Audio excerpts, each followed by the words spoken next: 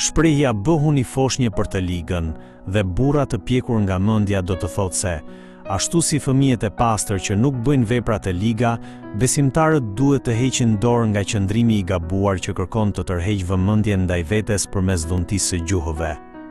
Në të njëjtën kohë, ata duhet të bëhen të pjekur dhe të mençur, duke vepruar për to mirën e bashkësisë. Atëherë si mund të bëhemi njeriu i pjekur? Pali thotë, në ligj është shkruar, duke cituar shkrimin. Kjo tregon se njeriu që gjykon dhe vepron mbi bazën e fjalës Perëndis është vërtet i mençur dhe se kjo është shenja e një besimi të pjekur. Dhuntia e gjuhëve u dha fillimisht si një shenjë për të shpallur ungjilli popujve të ndryshëm. Ndërsa profecia është shpallja e fjalës së Perëndis, e cila ndërton, nxit dhe ngushëllon besimtarët. Kur jo besimtarët dëgjojnë fjalën, ata mund të binden për mëkatin e tyre, të pendohen dhe të adhurojnë Perëndin.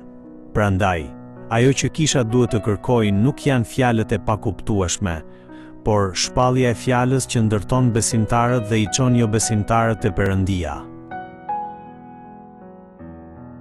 Pali mëson se të gjitha dhuntit dhe shërbesat në kish duhet të shërbej për ndërtimin dhe forcimin e saj dhe se gjithçka duhet të bëhet me rregull dhe modesti. Psalmet, mësimi, gjuhët, shpjegimi dhe profecia, predikimi kanë të gjitha qëllim ndërtimin e kishës. Dhuntit e frymës së shenjtë nuk e bëjnë njeriu të humbas kontrollin mbi veten. Përkundrazi, fryma vepron në një atmosferë vetkontrolli dhe disipline. Sepse Perëndia ynë nuk është Perëndi i konfuzionit, por i paqes dhe i rendit.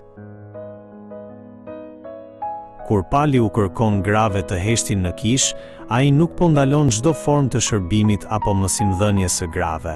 Ky udhëzim duhet kuptuar në kontekstin e çrregullimit dhe konfuzionit që ekzistonte në kishën e Korintit.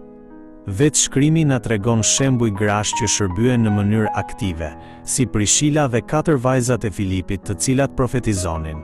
Prandaj, shqetësimi kryesor i Palit nuk ishte dallimi mes burrit dhe gruas, por ruajtja e rendit dhe ndërtimit të kishës.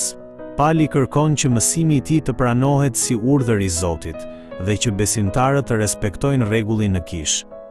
Në përfundim, ai i nxit të dëshirojnë profecinë dhe të mos e ndalojnë të folurin në gjuhë, por thekson se çdo gjë duhet të bëhet me hijeshi dhe me rregull.